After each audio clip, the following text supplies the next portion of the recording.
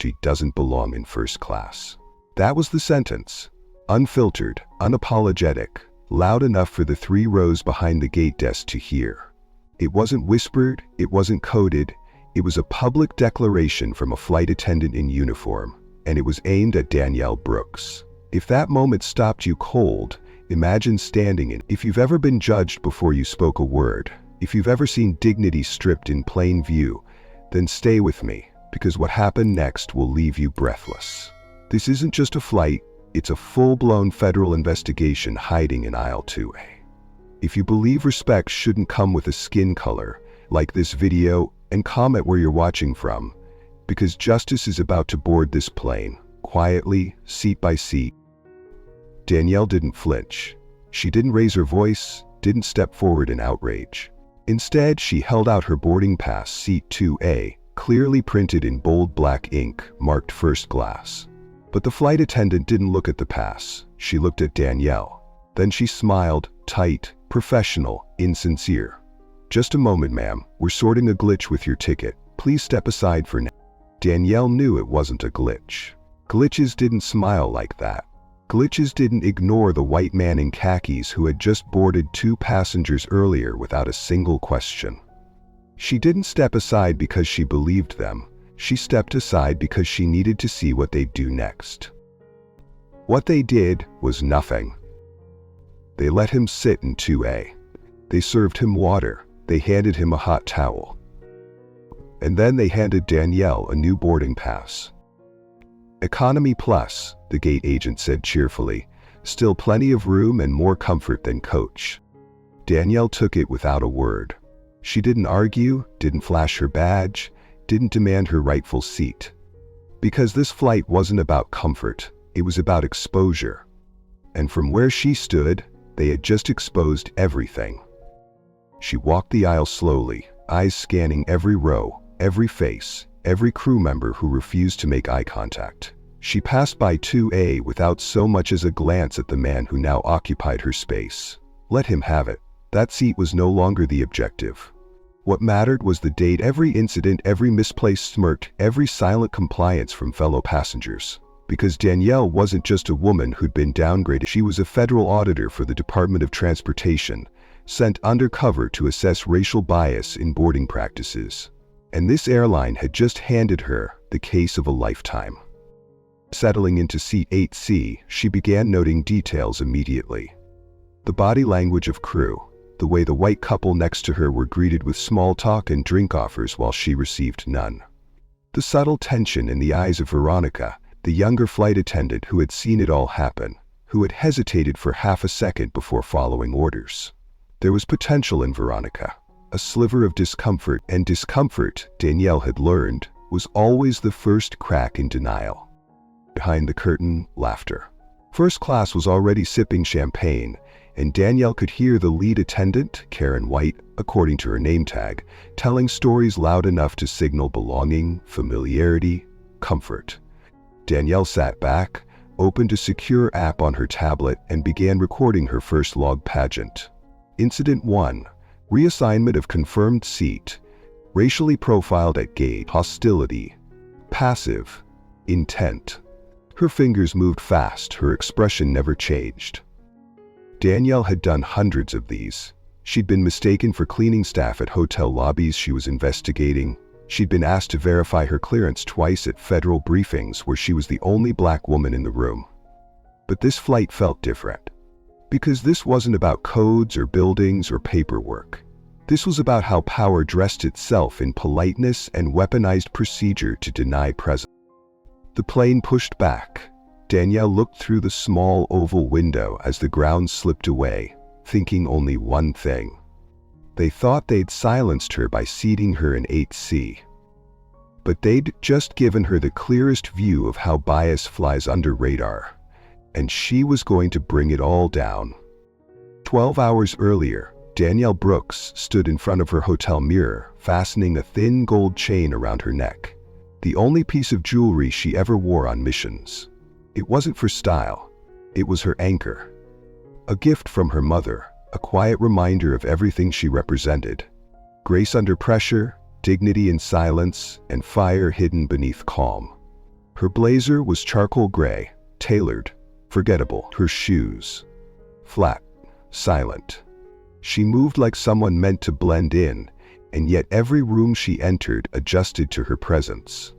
Not because she demanded it, but because she had mastered the art of watching everything while giving nothing away. Her phone buzzed once. A message from her field coordinator. Subject airline confirmed. Target gate B27, manifest loaded, full autonomy granted. Danielle took a breath. She had done this before. Discrimination audits were common, especially in housing, lending, even policing. But airline profiling, that was harder to pin down. It lived in smirks, in ticket changes, in random reassignments that disproportionately affected people who looked like her. It was slippery, rarely recorded, and even more rarely challenged. Until now. She packed her tablet, her encrypted audio pen, her secure badge, sealed and hidden in the lining of her tote, and zipped it shut. Outside, the sky over Atlanta was soft and low, the kind of morning that whispered rain. Danielle didn't use car services on missions. She took taxis, not for disguise, but for connection. Drivers talked, they noticed patterns, and patterns were what she hunted. The man driving her today was Guyanian, soft-spoken, and knew the exact shortcut to Hartsfield's North Terminal. Halfway there, he glanced at her through the rear view. "You travel for business," she nodded. "Audit work," he smiled gently. "Tough job, but good work when people need a witness." She didn't respond right away, because that was the word witness, not enforcer, not hero. Her job wasn't to make noise, it was to notice what others dismissed and to collect it, quietly, until it formed a truth too heavy to ignore. At the airport, she breezed through security. No secondary checks, no strange questions. Sometimes being on a mission gave her cover that real passengers couldn't access. But she logged what she saw anyway. A black woman in her 30s pulled aside for a random bag check. A Southeast Asian family struggling with a kiosk that refused to print their passes while no one offered help. A white teenager with overstuffed bags waved through without hesitation. It wasn't rage that Danielle felt in those moments. It was clarity. This was how systems protected themselves, by pretending the problem was isolated, occasional, personal. At Gate B27, the crew had already begun assembling. Danielle spotted Karen White immediately. Overgroomed, over-smiling, and radiating the kind of authority that didn't welcome being questioned. She wore her uniform like a crown, moved with the certainty of someone who had never been told no without retaliation. Danielle watched as Karen walked past a black pilot and didn't nod. Watched as she laughed with the white co-pilot and exchanged inside jokes that excluded everyone else. Veronica, the younger attendant, stood slightly apart, reviewing the manifest and stealing glances at Karen like someone trying not to be corrected again. Danielle sat near the window, pretending to read but logging everything. Karen's eyes passed over her twice, the second time narrowing slightly. Not enough to confront, but enough to suggest, "I see you, and I don't expect you here." Danielle knew that look. It was the same look she'd gotten at Ivy League seminars, in law firm elevators, in federal briefings where her badge earned her entry but not acceptance. It was always the same silent question, "Who let you in?"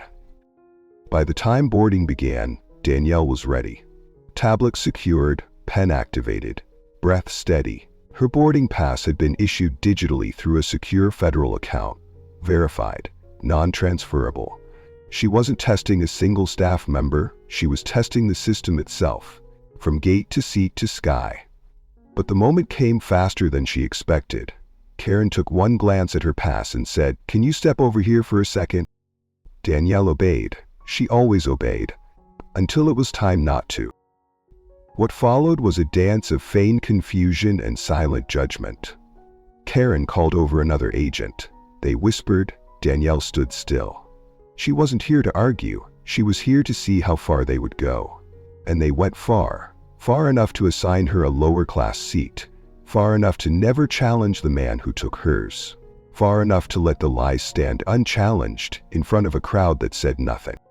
Back in her seat, Danielle ran the moment on a loop. Not for vengeance, but but for context, because this wasn't about her feelings.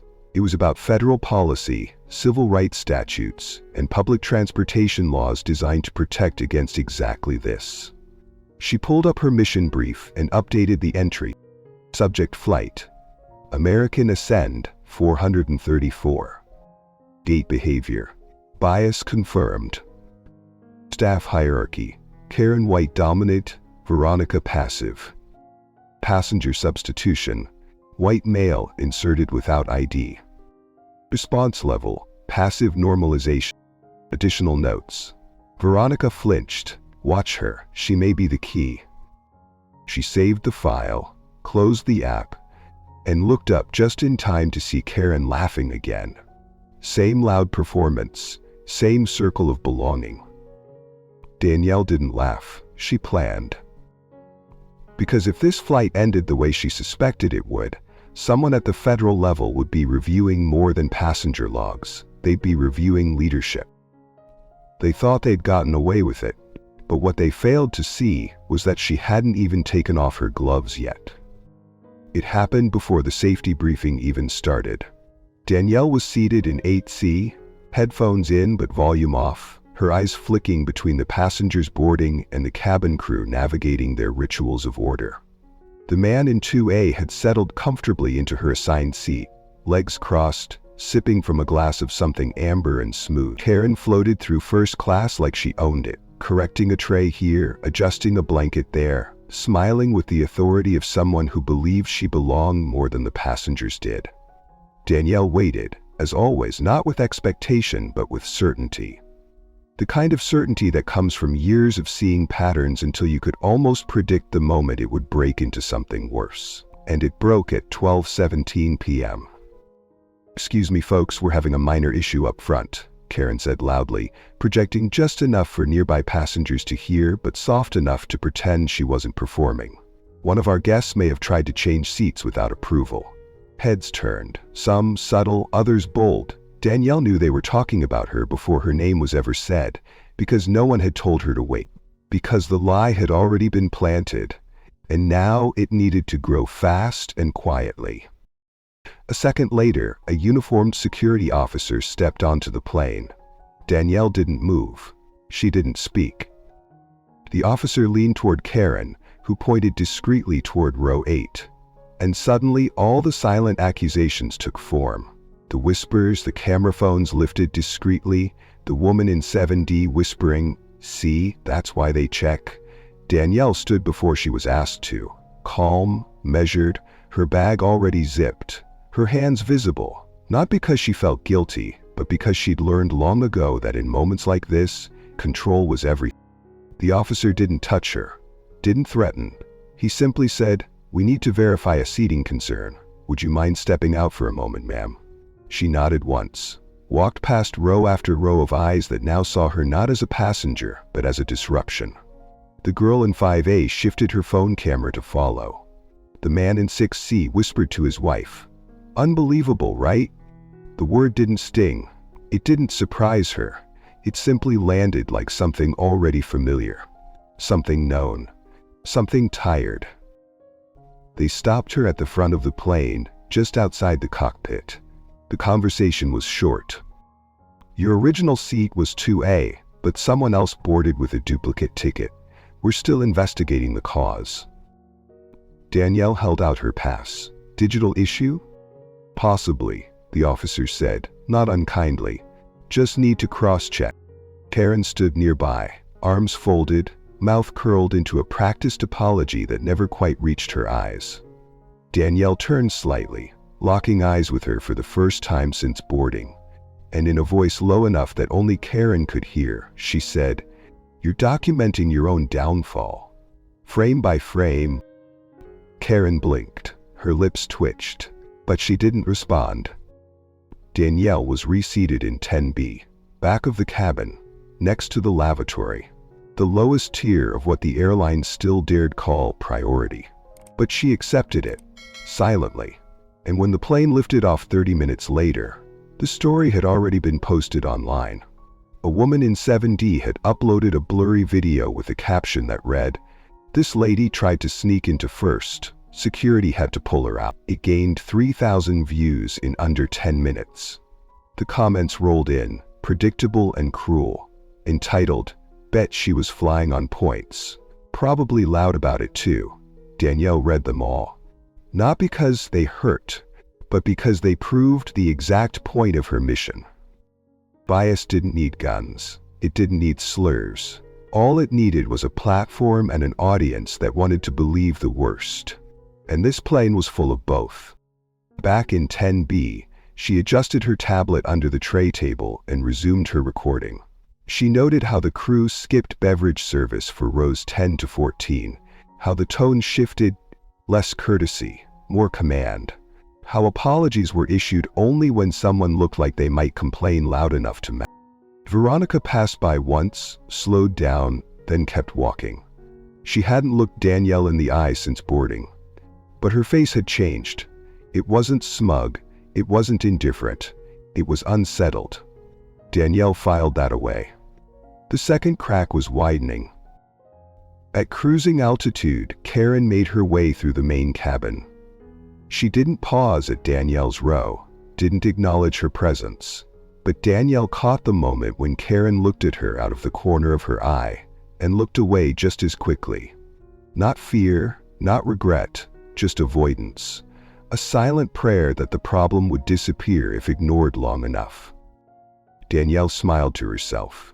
They thought they'd won, but the plane wasn't the only thing about to descend. They thought removing her from first class was the end of the story, but it was only the first scene, and she was still holding the pen. Danielle had no interest in revenge. She wasn't here to get even. She was here to document, to pull the mask off the machine and show the world what hid beneath the gloss of customer service smiles and corporate mission statements. Her tablet sat angled beneath the tray table, screen dimmed, camera active. No one noticed. That was the beauty of systemic behavior. People rarely believed they were being watched.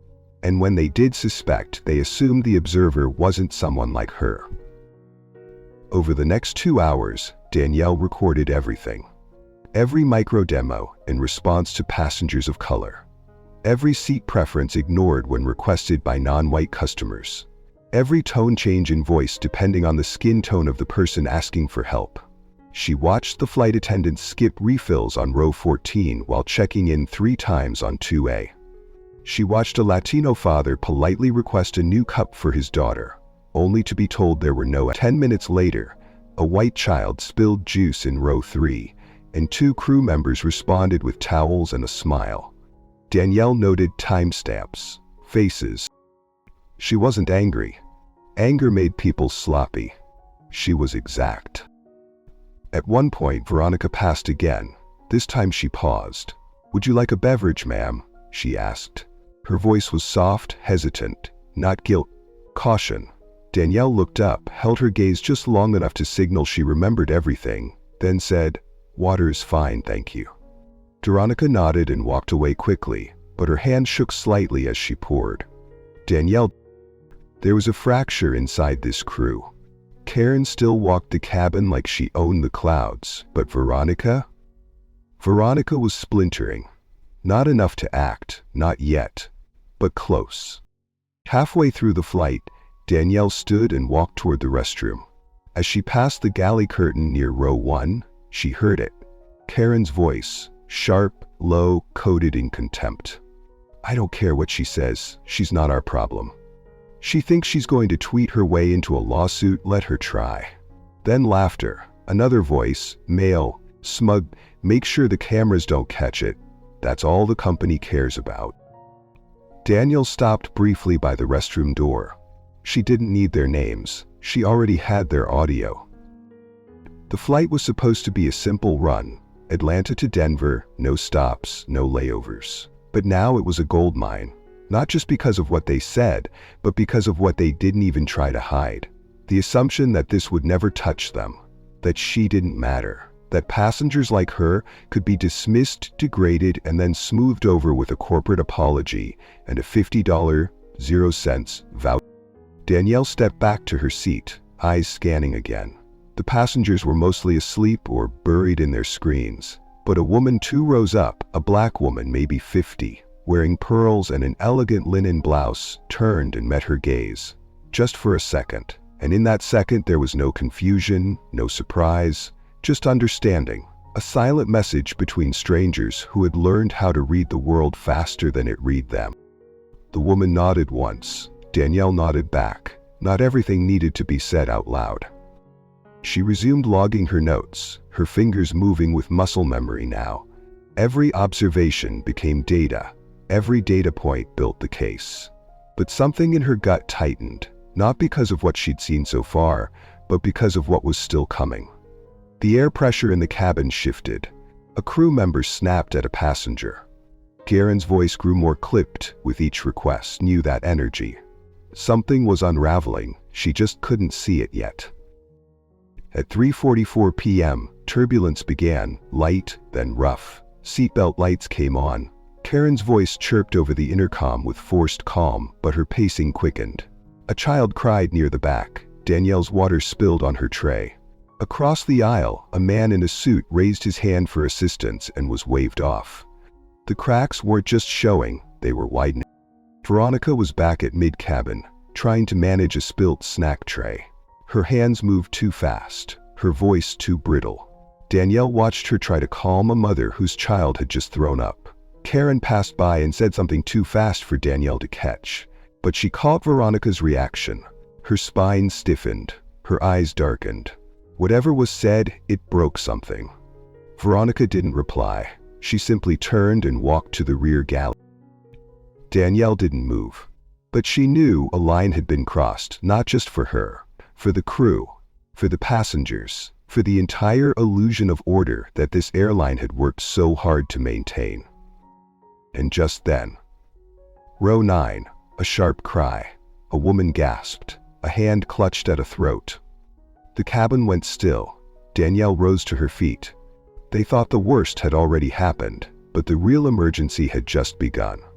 And this time, it wouldn't be so easy to ignore. It began with a scream, a sound so sharp it cut through the ambient hum of the cabin, slicing the air like a blade. Not the panicked gasp of turbulence, not the whining complaint of a spilt drink, but a real scream, primal and urgent. Every head turned toward row 9. A woman, mid-30s, her body twisted in agony, clawed at her neck as her airway closed with terrified speed. Her lips were turning blue, her eyes bulged in panic. She was suffocating. Her seatmate stood up, flailing, shouting, "Help her! She can't breathe!" And yet, for a long second, no one moved. Not the passengers, not the flight crew. Karen was gone. Veronica stood frozen halfway down the aisle, paralyzed between instinct and protocol. But Danielle didn't hesitate. She moved like someone who'd been here before. In a flash, she was at the woman's side. "It's anaphylaxis," she said without emotion. "She needs epinephrine now." Veronica ran to the galley, tearing open compartments. "It was here this morning. I checked. I swear it was here." But there was nothing. Danielle had seen enough. She reached into her black tote, unzipped a side panel, and pulled out her Federal Emergency Field Kit. Within seconds, she had a preloaded epinephrine auto-injector in hand. "I'm certified," she said firmly. No one questioned her. She knelt and administered the shot. The woman convulsed once, then gasped as her airway cracked open. Her chest heaved, her fingers clenched and unclenched, and then air. Precious, ragged, but real. Danielle checked her pulse, kept her hand on the woman's wrist, monitoring every beat. Around them, passengers slowly unclenched. Someone cried. Someone murmured, "Thank God." But Danielle didn't look up. She wasn't here for applause. When Karen reappeared 2 minutes later, it was already too late. She stopped short when she saw Danielle crouched beside the recovering woman and the injector still in her hand. Her voice rose in shrill disbelief. "You can't just administer medication. That's against FAA policy." Danielle stood slowly. "What's against F?" she said, her voice calm and cutting. "Is failing to stock a working emergency medical kit. What's against the law is knowingly flying with missing safety equipment and instructing your staff to ignore it. Do you want to discuss violations, Ms. White? Because I'm ready." Karen's jaw clenched. Her eyes flicked to the gathering phones, the passengers who were filming this like it was the finale of a courtroom drama. But it wasn't drama, it was discovery. Veronica arrived, breathless and shaking. "It's not my fault," she said quietly. "I told her a week ago the med kit hadn't been replaced. She told me not to document it, said it would trigger an audit, said it would make us look bad on this route." Danielle looked at her. "And you believed her?" Veronica hesitated, then nodded, ashamed. "Now you know someone almost lost her life." Back in her seat, Danielle resumed her notes. Incident timestamped, audio recorded, names logged. She glanced up and saw the shift already taking hold. Passengers who had ignored her earlier were now whispering to each other, glancing her way not with suspicion, but with respect. Not one of them had helped the woman in row 9. Only she had, and they knew it. When the captain made his final descent announcement, his voice was strained. He knew, the crew knew, the entire atmosphere of the cabin had changed. It wasn't about turbulence anymore, it was about the turbulence they had let fly beneath their radar for too long. Karen kept to the front, Veronica remained near the rear galley, eyes lowered, shoulders hunched, as if bracing for a wave she could no longer outrun. Danielle, for the first time since takeoff, allowed herself to breathe deeply. The mission had already yielded more than expected. Systemic failure, staff negligence, a near-death emergency that was only resolved because she was there and prepared. And soon, all of it would be in the official report. But this wasn't the climax. This was the pressure valve. And when the wheels touched down in Denver, the real reckoning would begin. The flight attendant seated 2 rows behind her leaned forward slightly. "I saw what you did," she whispered, "and what they did." Danielle turned, met her eyes. "Then you'll tell the truth when it matters," she said simply. The woman nodded. As the plane taxied to the gate, phones lit up. Word had spread beyond the cabin. A few videos were already circulating online. Danielle didn't bother checking. She knew the timeline. First the footage, then the speculation, then the company statement, then finally the knock on their legal department's door from the Department of Transportation. They wouldn't see it coming until it was too late. Danielle reached into her bag and took out her badge. Not to flash it yet, just to hold it. The endless white neck ground was approaching, and with it, accountability. She looked out the window. The terminal drew closer. So did the headlines. They thought the flight was landing, but for them, it was the beginning of a crash they couldn't escape. As the plane rolled toward the gate, the runway lights blinking in a steady rhythm, Danielle sat still. Her badge in hand, her thoughts razor sharp. They thought the landing signaled closure, that this would be just another quiet disembarkation and a file-it-away incident. But this wasn't closure. This was exposure.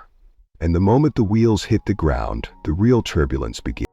Before the seatbelt light dimmed, the cabin door was opened by ground crew with unusual speed. 2 uniformed officers stood waiting in the jet bridge, waiting for TSA. Danielle rose slowly. Not because she feared being targeted again, but because she knew exactly why they were there. She had made a quiet call just before descent, a secure signal routed through encrypted federal lines. She hadn't said much, she didn't need to. Her clearance spoke louder than any accusation. Veronica approached with her hands nervously clenched in front of her. "They told me to stay on the plane," she whispered. "They said someone from federal compliance is here." Danielle nodded. "That's right." Veronica looked puzzled. "Wait, I thought you were a passenger." Danielle looked her square in the eye. "That was your first mistake, thinking someone who looks like me couldn't be both." Veronica blinked, then gave the smallest nod, acknowledgement mixed with awe. As passengers disembarked, Danielle waited near the front of the aircraft. Karen, arms folded, stood stiffly by the galley, trying to look composed. She gave Danielle a sidelong glance, her eyes darting toward the officers outside. "If you're trying to scare people, you should know we followed protocol," she said, her tone brittle. Danielle stepped closer, speaking softly enough that only Karen could hear. "You're right about one thing. You did follow protocol, the unspoken one. The one that tells you which passengers deserve respect and which ones should be quietly removed. The one that rewards silence and punishes questions." But today you forgot the one rule that matters most. Karen stared at her. What's that? Danielle leaned in. You never know who's watching. At the gate, she was greeted by a tall man in a black jacket with the insignia of the Federal Transportation Commission. He handed her a tablet without a word. On it, the live upload of her in-flight notes, surveillance approval from Washington, and a digital signature from the Director of Aviation Oversight. Danielle scrolled through, added a final entry, and pressed send. Her report was now irrecoverable, escalating directly to the Office of Civil Rights and Airline Safety Regulation. Downstairs, in the airport's private conference room, chaos was already unfolding. Greatland Airways executives had been contacted mid-flight. The CEO, Director of Operations, Legal Counsel, and HR representative were en route. Danielle waited with the federal agents in a room painted in muted blues and grays, designed to soothe, but nothing about the moment felt calm. She had not planned to go public this soon. But when the crew allowed a woman to nearly die, and then blamed a junior staffer for it, the line had been crossed. The audit was no longer just about bias, it was about liability. The door swung open. Jonathan Reeds, CEO of Greatland, entered with a tired face and perfect posture. He extended a hand Danielle didn't take. Mr. Brooks, She cut him off with a calm wave. I'm not here for apologies. She turned the tablet toward him. I'm here to show you exactly what your crew just did, on your watch. She tapped the screen. Video footage played. Karen mocking a passenger, Veronica being silenced. The woman in row 9 gasping. The missing medkit. Danielle injecting the epinephrine. The moment she revealed her badge. It was all there. Multiple angles, voice-captured logs, even times from onboard security feeds, activated discreetly when Danielle entered the plane. Jonathan's face paled. How did you? Danielle's tone stayed steady. You've been flagged for audit twice in the last 18 months. That plane today, that was your third strike. And the difference this time is that I was on board. Silence filled the room. Not fear, not rage, just silence. The kind that comes when a company realizes it's lost control of the narrative. Karen was brought in moments later. Her eyes darted between Danielle, the officers, and her own executive team. This is a misunderstanding, she began, but Jonathan raised a hand. Don't, he said coldly, just don't. Danielle turned to her. You almost let someone die. You lied to your team, you embarrassed this airline, but more than that, you made a decision based on what I looked like, not who I was. And that decision is going to cost you more than your job. Veronica was next to be called in. She sat stiffly, waiting for judgment. Danielle addressed her gently. You were afraid, I understand that, but when it mattered, you acted. And now, you'll be protected. Veronica looked like she might cry. What happens now? Danielle closed her tablet and stood. Now, this airline gets put under the microscope, staff retraining, bias response overhaul, medical compliance sweeps, and a leadership review. This doesn't end with Karen, it begins with her. Outside, the press had started gathering. Someone had leaked the incident on social media, and the headline was already trending. Black passenger saves life after being demoted from first class by airline staff. Danielle didn't stop to look at the news vans. She walked through the private corridor, past the security zone, and into the car waiting for her. She didn't need cameras. The report would speak louder than any footage. And tomorrow morning, every airline executive in the country would be reading it. They thought they could bury her in seat 10B, but instead, she buried their entire system. 2 weeks after the flight, Danielle Brooks stood in a conference room 24 floors above the city, looking out at a skyline that had no idea how much was changing beneath it. On the screen behind her was a live video feed broadcasting to every regional Greatland Airways office in the country. HR teams, compliance directors, flight crews, all of them watching her. Not because she demanded their attention, but because, after what happened, the airline had no choice but to listen. The room was quiet. Not a silence of discomfort, but of weight, of recognition. Danielle turned to the camera. What happened on Flight 434 was not an accident. It wasn't a lapse in training. It wasn't a one-off moment with a few bad actors. It was a system showing its true face, and someone finally catching it on record. She paused. No script, no teleprompter, just truth. I've spent 20 years investigating discrimination embedded in industries that swear they're inclusive. I've seen what it looks like when a company claims to be diverse, while quietly allowing bias to dictate who gets treated with dignity. And I've seen what it takes to break that pattern. She stepped aside and let the slides roll. First came the footage. Karen's statements, the missing med kit, the confrontation, then came the audit reports. Failure to report missing safety equipment, bias incidents logged and ignored, dozens of passenger complaints dismissed over the past 18 months.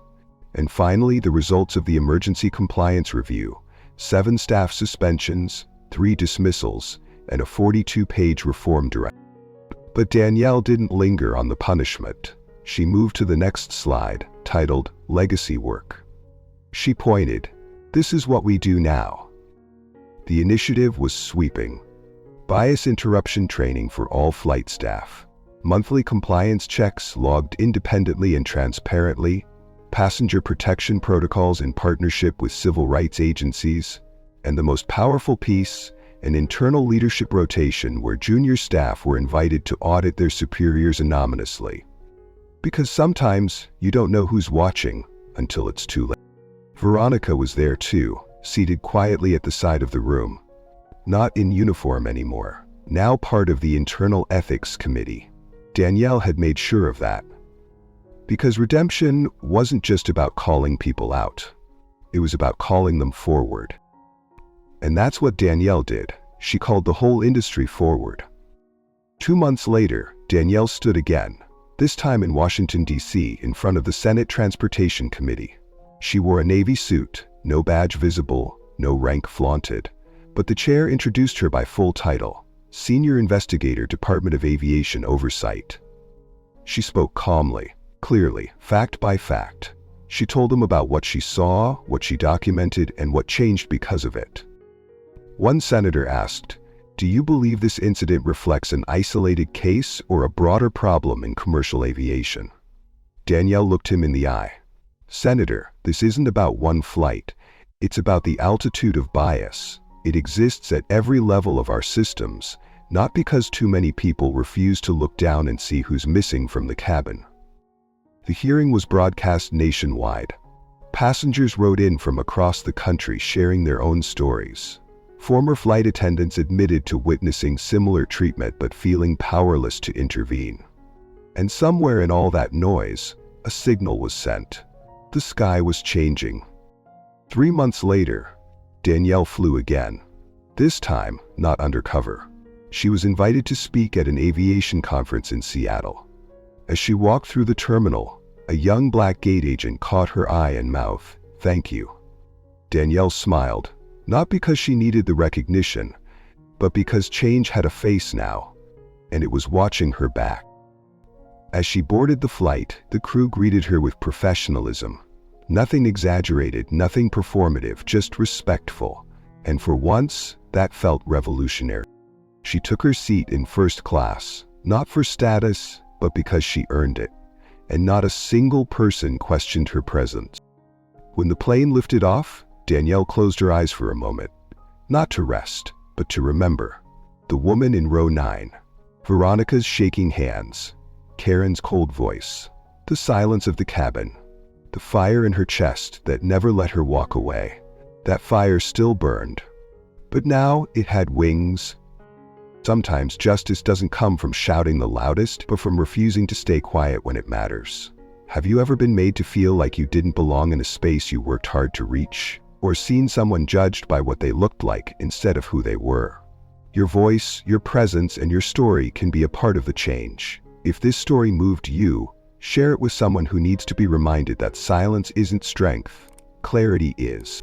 And don't forget to like, comment where you're watching from, and subscribe to Justice Stories for more powerful narratives like this one, because the sky belongs to all of us.